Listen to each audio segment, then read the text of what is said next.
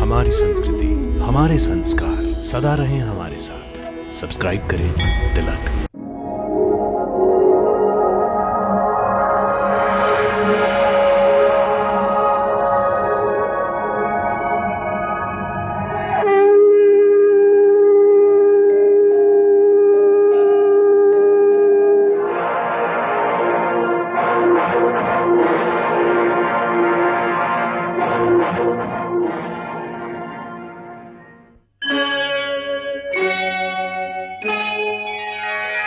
कृष्णा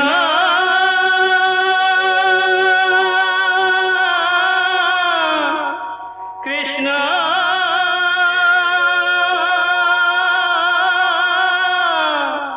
हरे कृष्णा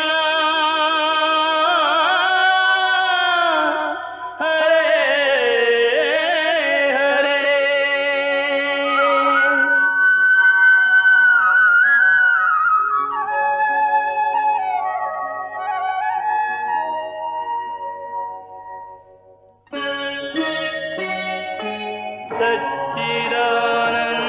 सच्चिदानन्दरूपाय विश्वोत्पत्त्यादिहेतवे तापत्रयविनाशाय श्रीकृष्णाय वयं नमः।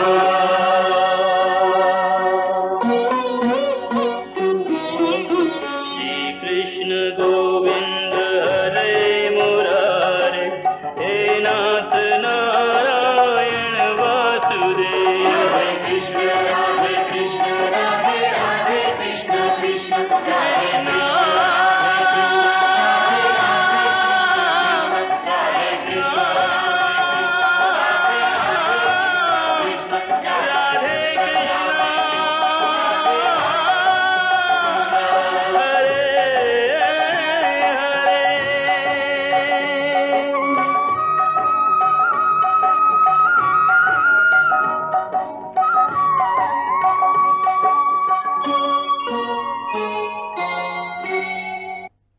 हे कृष्ण, इसका अर्थ तो यह हुआ कि मोक्ष प्राप्त करने के लिए मनुष्य को पाप और पुण्य से बचने के लिए कोई कर्म ही नहीं करना चाहिए। सारे कर्मों का त्याग करके सन्यासी बन जाना चाहिए। कोई भी मनुष्य अकर्मण्य नहीं हो सकता। कर्म तो उसे हर स्थिति में करना पड़ता है। परंतु सन्यासी तो कर्म का त्याग तो करते ही हैं। हे पार्थ, सन्यासी भी कर्मों का त्याग नहीं करते, ना ही कर सकते हैं। मैंने पहले ही कहा था कि सन्यासी भी कर्म करते हैं। खाना पीना, उठना बैठना, तपस्या करना, साधना करना, ये सब भी तो कर्म ही है। कर्म से कोई कैसे मुक्त हो सकता है? यदि प्रारब्ध ही सब कुछ है तो कर्म की आवश्यकता क्या है।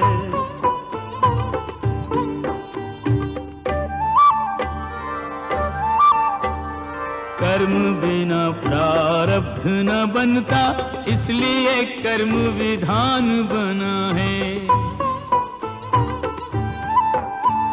फल पर यदि अधिकारी नहीं तो, फल पर यदि अधिकारी नहीं तो कर्म का पौधा क्यों बोना है। फल पर यदि अधिकारी नहीं तो कर्म का पौधा क्यों बोना है। कर्मों के फल की प्राप्ति है अर्जुन, जन्मों का लेखा जोखा है। कर्म से हो सब धर्मों का साधन, इसलिए कर्म महत्व बड़ा है। हे केशव, जब कर्म से मनुष्य मुक्त नहीं हो सकता तो वो कर्म कैसे करे कि उसे पाप और पुण्य से मुक्ति मिले? हे पार्थ, इसका तरीका यह है कि मनुष्य फल की इच्छा त्याग कर कर्म को अपना धर्म समझकर करे। फल उसे अवश्य मिलेगा, परंतु इस फल का वो विधाता का इच्छा समझकर स्वीकार करे। ज्ञानी पुरुष इसी योग को अपनाकर कर्म योगी बन जाते हैं। कितना महान सत्य प्रभु ने सहज ही कह दिया। वो कैसे भगवान? देवी, समस्त भय, चिंता, कलेश के मूल में आसक्ति होती है। कर्मयोग फल की आसक्ति का त्याग करने को कहता है, अर्थात निष्काम होकर कर्म करने को कहता है। इससे मनुष्य को क्या लाभ होता है भगवान? लाभ यही है देवी कि कर्मयोग चित्त को शुद्ध और भयमुक्त कर देता है। देवी, भयमुक्त होकर ही मनुष्य जीवन को आनंदमय बिता सकता है। अर्जुन को प्रभु यही रहस्य समझा रहे हैं। हे अर्जुन, तुम इंद्रलोक दिव्यास्त्र पाने के लिए गए थे, तब उर्वशी के मोहजाल में नहीं फंसे थे, उर्वशी से मोहित नहीं हुए थे, क्योंकि उस समय तुम्हारा मन निरासक्त था। मैं तो यहाँ अपने अतिथि की सेवा में अपने आप को समर्पित करने आई हूँ। नहीं नहीं, ये धर्म नहीं है, ये तो अधर्म है, पाप है। हे अप्सरा, मेरे लिए हर वो स्त्री जो मेरे विवाह बंधन में नहीं बंधी आदरणीय है, देवी और माता समान है। तो क्या पृथ्वीलोक का यही धर्म है कि पुरुष एक कामातुर स्त्री की प्रेम याचना को निर्दयता से ठुकरा दे? परंतु देवी, आपका मेरा रिश्ता एक स्त्री पुरुष का नहीं है, बल्कि धर्म और इंद्रलोक के नियमानुसार भी आप मेरी माता हैं। उर्वशी के कारण तुम विचलित नहीं हुए थे, परंतु आज कैसे विचलित हो गए हो? उस समय तुम अपना धर्म नहीं भूले थे, परंतु इस समय तुम अपना धर्म भूल रहे हो। इसका कारण जानना चाहोगे? हाँ केशव। तुम्हारा मन तुम्हारे काबू में नहीं है, क्योंकि तुमने कर्म योग नहीं अपनाया। क्या कहा? कर्मयोग से मन काबू में रहता है? हां अर्जुन, कर्मयोग के कारण कर्मयोगी का मन इधर उधर भटकता नहीं है। कर्मयोगी की बुद्धि स्थिर हो जाती है। जिस प्रकार पत्थर के एक मजबूत चट्टान को नदी की तूफानी लहरें भी विचलित नहीं कर सकती,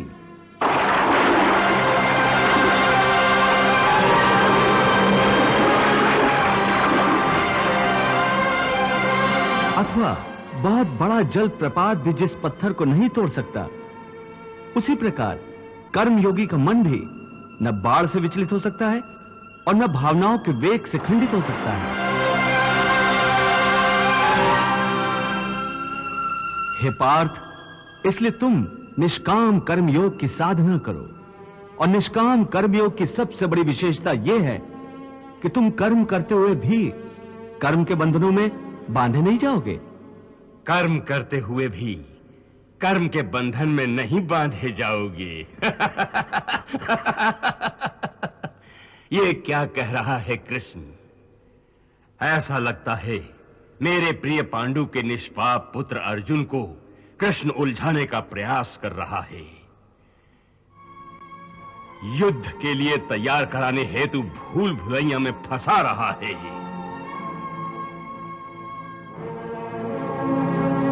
हे केशव, तुम मुझे कौन सी भूल भुलैया में डाल रहे हो? देख लिया संजय, अर्जुन के मन में भी संदेह का निर्माण हुआ है। उसे पता चल गया है कि कृष्ण गोलमोल बातें कर रहा है। हे केशव, कर्म करते हुए भी कर्म का बंधन नहीं होगा, ये कैसे संभव? उस कर्म का तरीका बताओ जिससे कर्म करो और बंधन भी ना हो। इसका बड़ा ही सहज तरीका है। तुम कर्म फल में आसक्ति मत रखो। ये कैसे हो सकता है? फल प्राप्ति की इच्छा तो हर कोई करता है। परंतु क्या इच्छा करने से मनुष्य को फल की प्राप्ति होती है?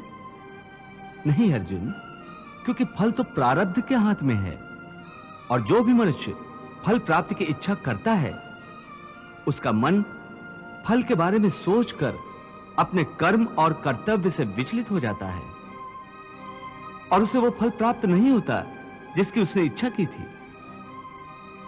पार्थ, मनुष्य केवल कर्म कर सकता है, फल कदापि मनुष्य के अधीन नहीं है। केशव, यदि फल की प्राप्ति मनुष्य या उसके कर्म के अधीन नहीं है तो वो कर्म ही क्यों करे? क्योंकि मनुष्य का धर्म है अपने कर्तव्य का पालन करना। इस कर्तव्य पालन के लिए आवश्यक कर्म करना। परंतु हे केशव, फल प्राप्ति की कामना छोड़ने पर मनुष्य में कर्म करने की प्रवृत्ति उत्पन्न कैसे होगी? यदि फल की इच्छा न रहेगी तो मनुष्य कर्म ही क्यों करेगा? हे अर्जुन, जो साधारण मनुष्य फल की इच्छा से ही कर्म में प्रवृत्त होते हैं, वो सुख दुख आदि के चक्र में फंस जाते हैं। उनकी मन शांति नष्ट हो जाती है। हर पल, हर समय फल प्राप्ति के विचार से उनकी निद्रा उड़ जाती है। हे पार्थ, तुम दुर्योधन और उसके भाई को ही देखो। बचपन से ही दुर्योधन, शकुनी और दुशासन आदि ने हस्तिनापुर के सिंहासन को प्राप्त करने के लिए कितने अधर्म किए, याद है ना तुम्हें? उन्होंने जब भीम भैया को पानी में फेंक दिया था और वो घटना भी याद होगी जब इन्हीं कौरवों ने तुम सब पांडवों को लाक्षागृह में जलाकर मार डालने की चाल रची थी।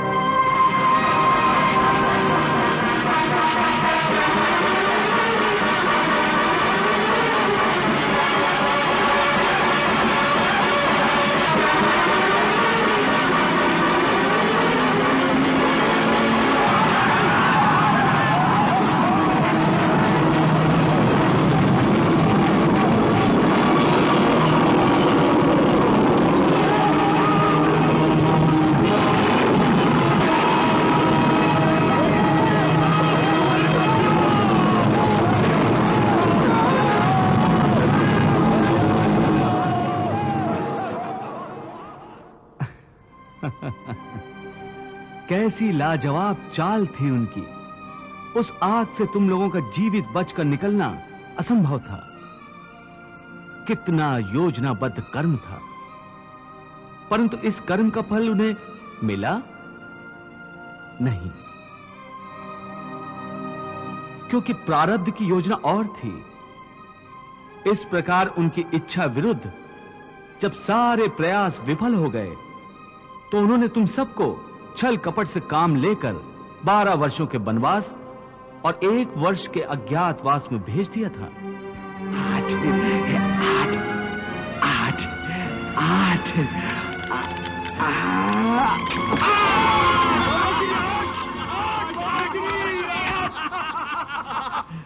वाह मामा श्री वाह, क्या पासा फेंका है। परंतु बार बार प्रयास करने के बाद भी कौरवों को उनकी इच्छा अनुसार फल प्राप्त नहीं हुआ। वो ये भूल गए थे कि फल प्रारब्ध अनुसार मिलता है।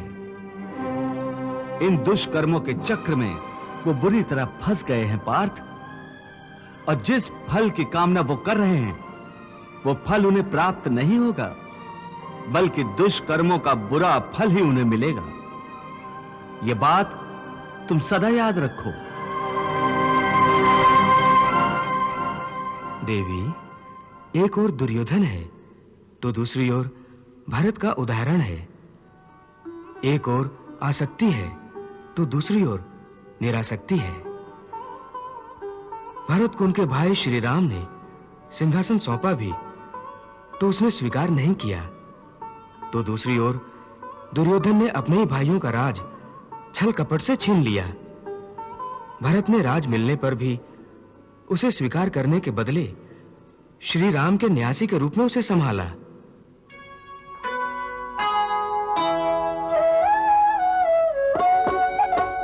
राम भक्त ले चला रे राम की निशानी। राम भक्त ले चला रे राम की निशानी। शीश पर खड़ा हूँ अखियों में पानी। राम भक्त ले चला रे राम की निशानी। राम भक्त ले चला रे राम की निशानी।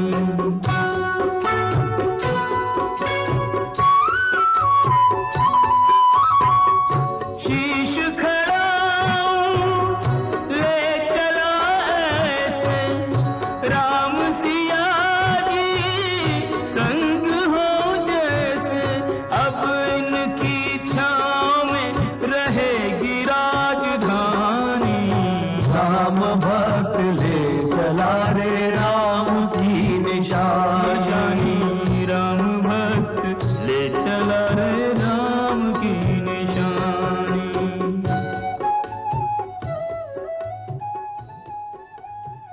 देवी, ये है एक महान योगी का उदाहरण जो पूर्णतया निरासक्त है।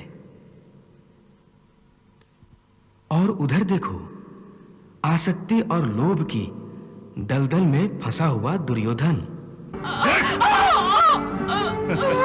आओ द्रौपदी, आओ, आकर हमारी गोद में बैठ जाओ।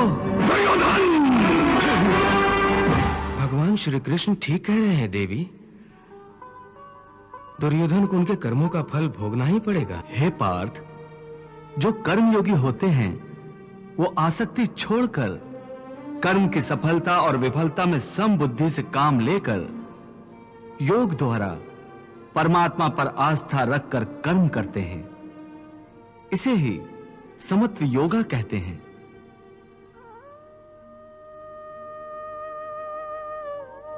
हे पार्थ, ईश्वर को समर्पण करने की भावना से किया हुआ कर्म फल प्राप्ति की कामना से किए हुए कर्म से कई गुना अधिक श्रेष्ठ है।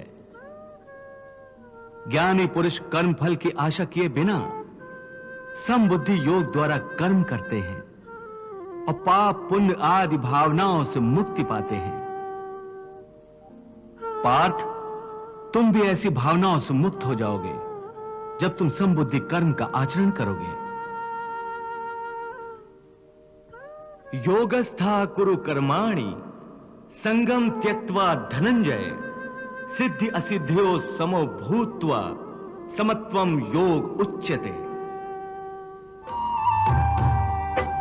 त्याग दे तू आसक्ति धनंजय, कर्मों में रत रहे जैसे योगी।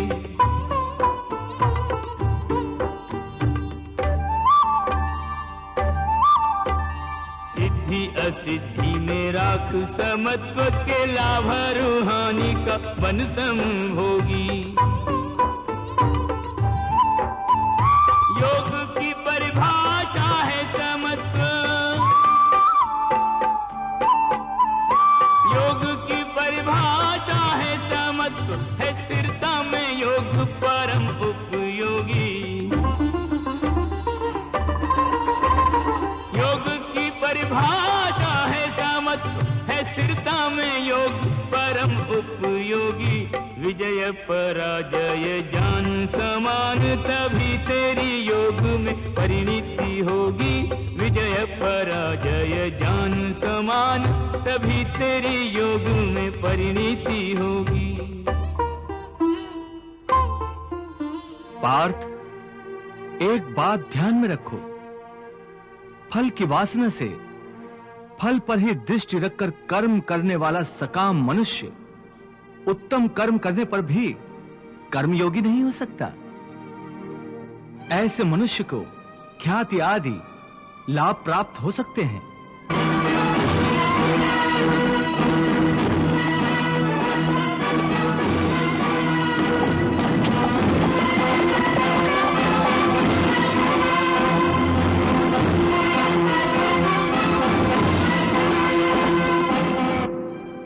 किंतु उसे परमात्मा और शांति प्राप्त नहीं हो सकती।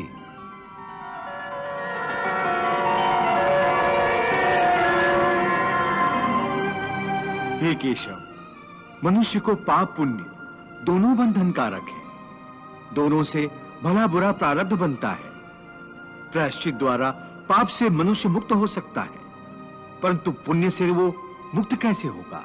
हे अर्जुन, पाप पुण्य, सुख दुख, यश अपयश आदि भावनाएं साधारण मनुष्य के लिए हैं, परंतु जो कर्मयोगी होते हैं वो इन भावनाओं से मुक्त होते हैं, आलिप्त होते हैं। कर्मयोगी अपनी अंतरात्मा की आवाज को परमात्मा का आदेश मानकर आचरण करते हैं। इसमें कहां आती है पाप पुण्य की भावना? हे पार्थ, यदि तुम मोह के अधीन हो गए हो तो निष्काम कर्मयोग कैसे अपनाओगे? तुम्हारी बुद्धि पर जो मोह के अंधकार का पटल छा गया है, उसे ज्ञान के प्रकाश से हटा दो और अपनी बुद्धि को मोह के दलदल से बाहर निकालो। हे पार्थ, यदा ते मोह कलिलम बुद्धिर्व्यतितरिष्यति तदा गन्तासि निर्वेदम श्रोतव्यस्य श्रुतस्य च। हे पार्थ,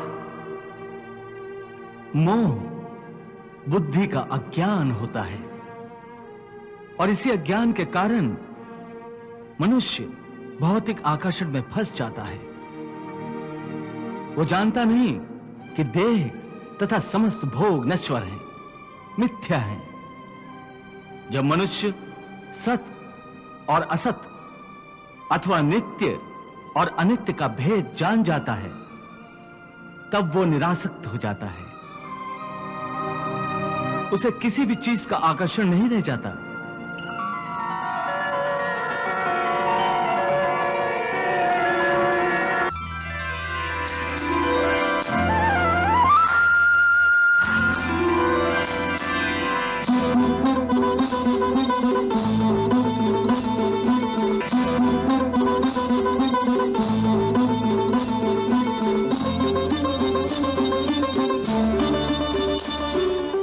इसका दूसरा अर्थ है मोह का त्याग करना तथा मोह का लोप होने पर मनुष्य किसी भी प्रकार से किसी भी वस्तु की ओर आकर्षित नहीं होता। हे पार्थ, यथार्थ ज्ञान की प्राप्ति होने के बाद मोह का त्याग होता है। आत्मिक योग बल में वृद्धि हो जाती है। योग बल के कारण मन स्थिर हो जाता है।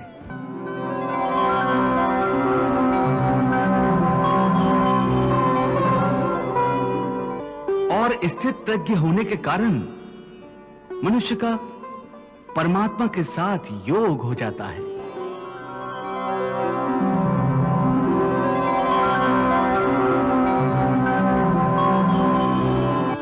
पार्थ, तुम भी आत्मिक योग बल द्वारा अपनी अंतरात्मा में झांककर परमात्मा को देखने का प्रयास करो।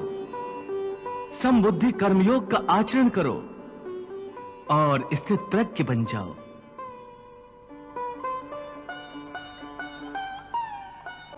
हे मधुसूदन, ये स्थित प्रज्ञ क्या होता है, इसे समझाओ।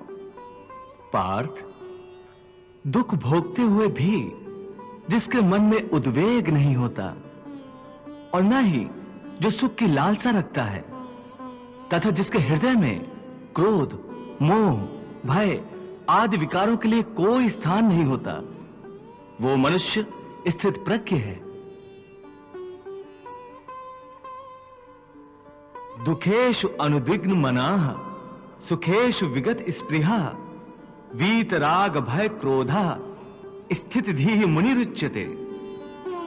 समझा कर मुझको कहो हे केशव सर्वज्ञ, भाषण आसन चलन में कैसा है स्थित प्रज्ञ, कैसा है स्थित प्रज्ञ। पूर्ण मनोकामनाएं मन से जो तज डाले, रहे संतुष्ट सदा आत्म विलास में। दुख के आने पर जो विचलित ना हो, कदापि नहीं कोई स्पृहा सुख सुमन सुवास में। राग है न द्वेष जहाँ मोह नेह शेष, नहीं लेश मात्र अस्थिरता जिसके आभास में। शुभ से प्रसन्न हो न अशुभ से जो भय माने। ऐसा स्थित प्रज्ञ रमे योग रस रास में। ऐसा स्थित प्रज्ञ रमे योग रस रास में। हे पार्थ, स्थित प्रज्ञ महापुरुष सुख दुख प्रत्येक अवस्था में आत्मिक शांति प्राप्त कर लेता है। परम आनंद में लीन होने से ऐसे मनुष्य को दुख और सुख कभी विचलित नहीं करते। ऐसे स्थित प्रज्ञ मनुष्य का मन उस दिए की भांति होता है जिसकी लौ स्थिर होती है, कभी डोलती नहीं।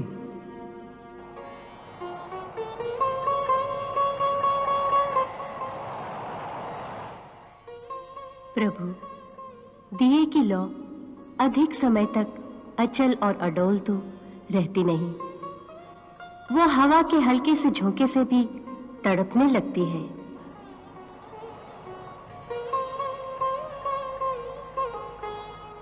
हाँ देवी पार्वती, प्रभु श्री कृष्ण यही तो समझा रहे हैं कि मनुष्य का मन कामनाओं की आंधी में रखे हुए एक दीपक की तरह होता है।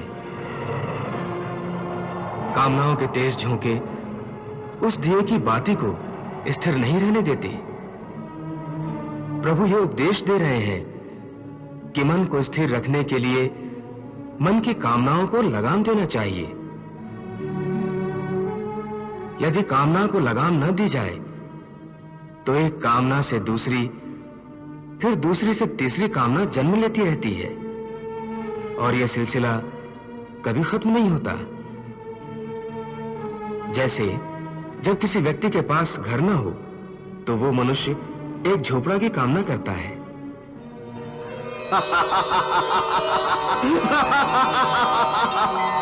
झोपड़ा मिल जाता है तो उससे बड़ा घर चाहता है, फिर उससे भी बड़ा घर, और फिर राजमहल की कामना करता है।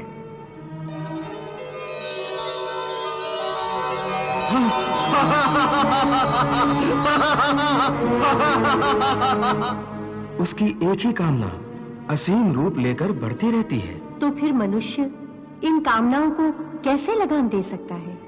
इसका सही और सरल उपाय यह है कि मनुष्य मन में संतोष पैदा करे। जहां जिस अवस्था में जिस क्षण में उसे संतोष प्राप्त हो जाए, वहीं उसी क्षण में प्राणी सुखी और शांत हो जाएगा। हे कृष्ण, तुम कहते हो कि स्थित प्रज्ञ बनने के लिए मन के दिए की ज्योत को स्थिर रखो, अर्थात मन को इधर उधर डोलने न दो। इसका अर्थ यह हुआ कि कर्म करते समय मन की जगह बुद्धि की बात मानो, मन को बुद्धि के अधीन रखो, यही ना? नहीं अर्जुन, केवल बुद्धि पर भरोसा करने में भी खतरा है। इसलिए कि विनाश काल आने पर तो मनुष्य की बुद्धि भी भ्रष्ट हो जाती है। अर्थात जब विपरीत समय आता है तो मनुष्य की अपनी बुद्धि ही उसे गलत रास्ते पर ले जाती है। हे मधुसूदन, मनुष्य न तो अपने मन की इच्छा अनुसार कर्म करे, न ही बुद्धि की सलाह माने, तो फिर मनुष्य बेचारा करे तो क्या करे? ऐसी स्थिति में अपनी प्रवृत्ति के विरुद्ध कोई कैसे जीवन व्यतीत करेगा? हे मधुसूदन, मुक्ति और मोक्ष का रास्ता अपनाने के लिए कोई मनुष्य अपनी प्रवृत्ति को कैसे बदल सकता है? इसका कोई तरीका मुझे बताओ। प्रवृत्ति को बदलने से पहले यह जान लेना आवश्यक है कि प्रवृत्ति कैसे बनती है। हे अर्जुन, मनुष्य जन्म से ही अपने साथ सत्व, रज और तम तीन गुणों को लेकर पैदा होता है।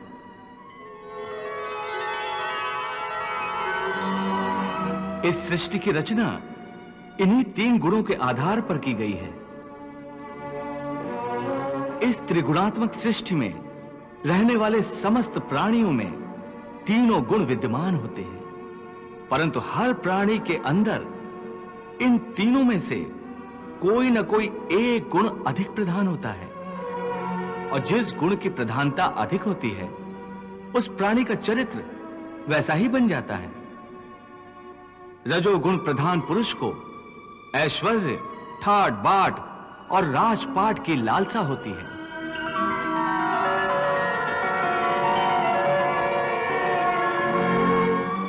तमोगुण वाला आलसी और प्रमादी होता है। द्वेष, क्रोध जैसी नकारात्मक भावनाएं उसमें कूट कूट कर भरी हुई होती हैं।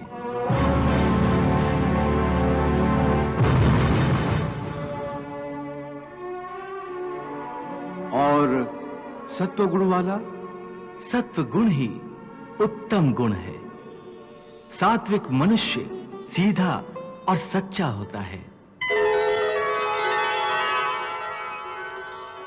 वैसे तो हर मनुष्य के स्वभाव में ये तीनों गुण कुछ न कुछ मात्रा में होते हैं, परंतु जिस मनुष्य में जो गुण प्रधान होता है वो वैसा ही हो जाता है। उसकी जैसी प्रवृत्ति होती है वैसी ही रुचि हो जाती है। सो हर मनुष्य अपनी प्रवृत्ति और अपनी रुचि के अनुसार ही कामना करता है।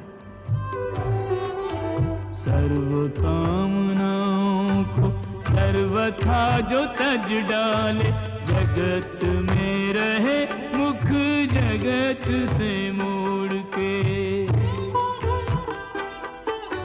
शांति करे प्राप्त विचरण करे शांति से, ममता से स्नेह से प्रिया से नाता तोड़ के।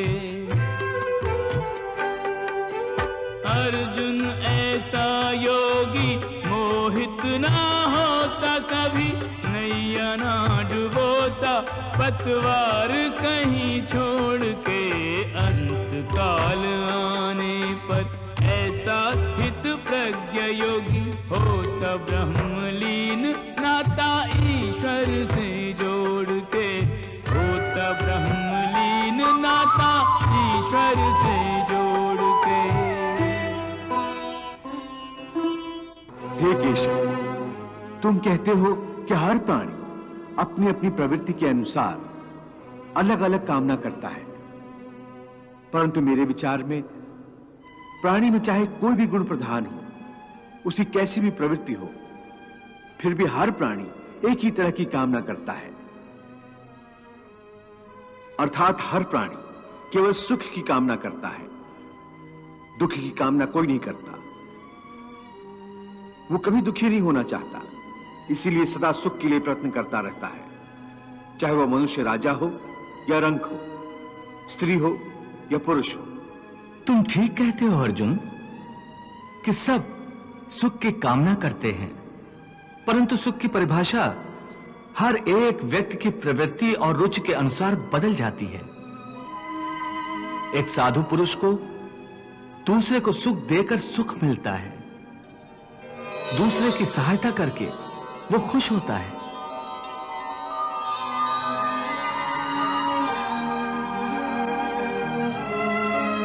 और एक नीच प्रवृत्ति वाला मनुष्य किसी को दुख देकर सुखी होता है।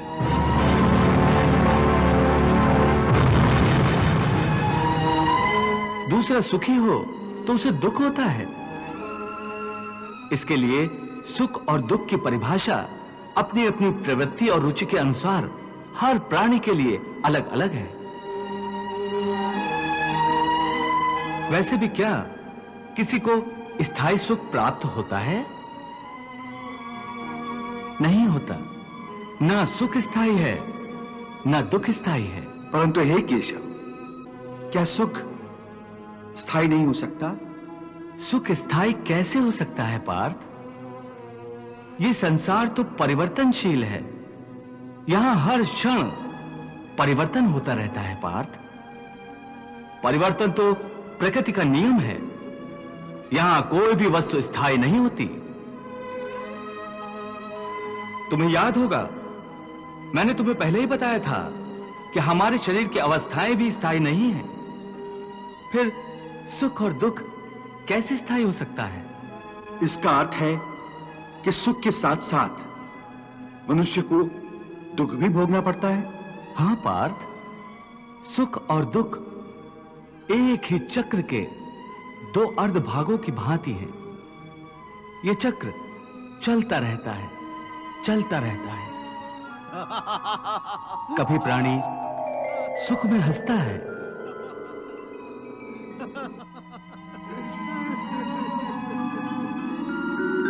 वही प्राणी दुख में रोता और बिलखता है। परंतु काल चक्र कभी नहीं रुकता। सुख दुख का यह चक्र चलता ही रहता है। और मनुष्य के जीवन में सुख और दुख लगातार आते जाते रहते हैं। न चक्र ठहरता है, न ही सुख या दुख मनुष्य के जीवन में ठहर पाते हैं। यदि सुख आया तो वो सदा नहीं रहेगा, और यदि दुख आया तो वो भी सदा नहीं रह पाएगा। देवी, प्रभु की दिव्य वाणी के रूप में आज समस्त मानव जाति के लिए एक नए अध्याय की रचना हो रही है। प्रभु कितने आसान और प्रभावशाली शब्दों में जीवन के भेदों को समझा रहे हैं। कर्म योग की गुत्थियां खोल खोल कर बता रहे हैं। प्रभु के गुरु उपदेश को यदि मनुष्य भक्ति भाव से ग्रहण करके उसे अपना आचरण बना ले तो उसे कोई भी धर्म के रास्ते से हटा नहीं सकेगा। इसलिए हे पार्थ, अनासक्ति योग के द्वारा कामनाओं पर विजय पाना अति आवश्यक है, क्योंकि कामनाओं की पूर्ति होकर भी कभी नहीं होती। मनुष्य बूढ़ा हो जाता है, परंतु आसक्ति जनित कामनाएं कभी बूढ़ी नहीं होती, कभी बूढ़ी नहीं होती।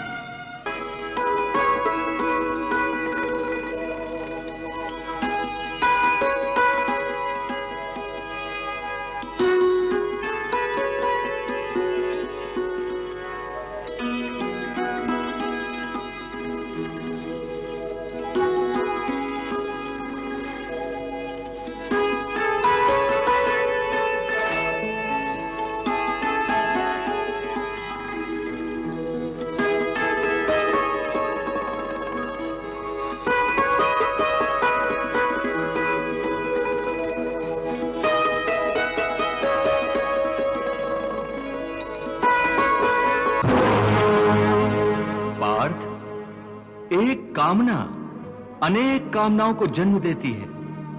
हर कामना के साथ मनुष्य की तृष्णा भी बढ़ जाती है, और तृष्णा के साथ असंतोष भी बढ़ता जाता है। फिर ऐसे असंतुष्ट मनुष्य को, जो कामनाओं से ग्रस्त है, उसे उचित अनुचित का विवेक नहीं रहता। पार्थ, इसलिए मैं तुमसे कहता हूं कि तुम अपनी कामनाओं का त्याग करके स्थित प्रज्ञ बनो। स्थित प्रज्ञ जो कर्मयोग की चरम अवस्था है। वाह प्रभु, वाह, क्या सुंदर बात कही आपने। वाह। हे मधुसूदन, तुम तो कहते हो कामनाओं का त्याग करके स्थित प्रज्ञ बन जाओ, परंतु स्थित प्रज्ञ बनने के लिए सबसे आवश्यक क्या है? स्थिर बुद्धि। स्थिर बुद्धि? परंतु मनुष्य अपनी बुद्धि को स्थिर कैसे रख सकता है? आशा और निराशा दोनों से मुक्त होकर ही बुद्धि को स्थिर किया जा सकता है। बुद्धि स्थिर होगी तो इंद्रियों के विषयों का बल टूट जाएगा। यदि कोई किसी इंद्रिय को ही काट कर फेंक दे तो क्या उस इंद्रिय का विषय नष्ट हो जाएगा? नहीं अर्जुन, यदि किसी दुर्घटनावश किसी की आंखें अंधी हो जाएं, तो यह आवश्यक नहीं कि उसकी आंखें रूप की कल्पना करना ही छोड़ दें। आंखें ना होने पर भी उसका मन ऐसे दृश्यों की कल्पना कर सकता है जो उसे विषयों के मुंह में फंसाए चले जाए। पार्थ, एक अंधा मनुष्य भगवान के स्वरूप की भी कल्पना कर सकता है।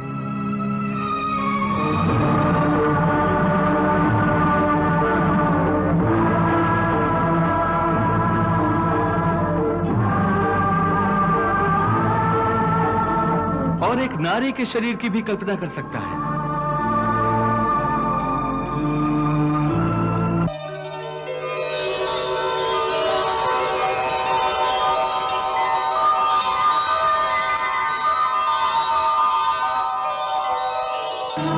सो किसी इंद्रिय के होने ना होने से मन की वासना और आसक्ति में फर्क नहीं पड़ता। हे अर्जुन, तुम यूं समझो कि जैसे कोई मनुष्य आंखें बंद करके यह प्रदर्शन कर रहा है कि वो भगवान का ध्यान लगाए बैठा है, परंतु वास्तव में उसके मन की आंखों में भगवान की मूरत नहीं, अपनी प्रेमिका का शरीर घूम रहा है।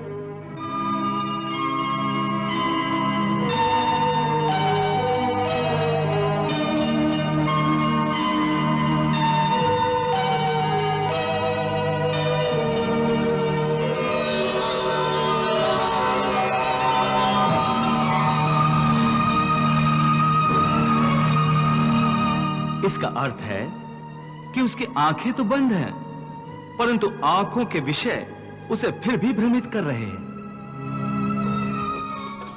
बहती रही गीता की गंगा, कर्म की धारा, भक्ति की धारा, अर्जुन के संग उस गंगा में करता रहा स्नान जग सारा।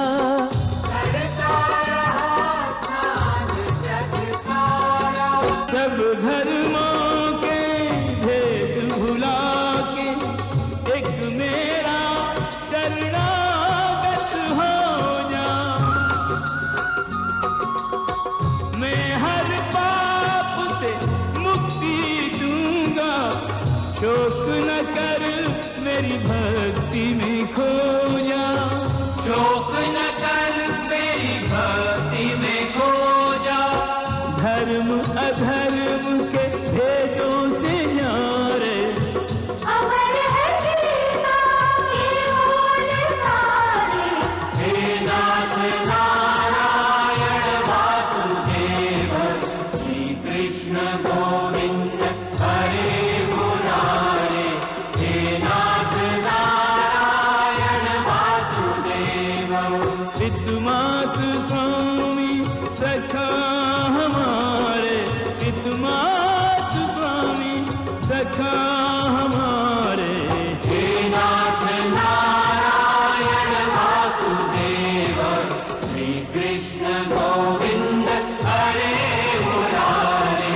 हे नाथ नारायण वासुदेव। हरे कृष्ण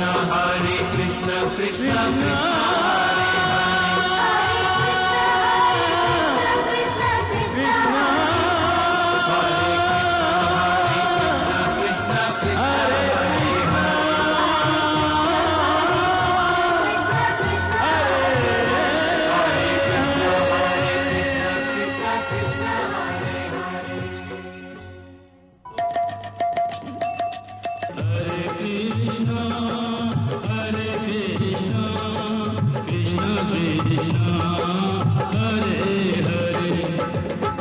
कृष्ण चरितं गुणानुवादं तत्प्रेरणा अहं करोमि। मम भावगीतं हृदयस्य प्रीतं त्वत्पद्मपादे समर्पयामि। हरे राम राम राम हरे हरे, हरे कृष्ण कृष्ण कृष्ण हरे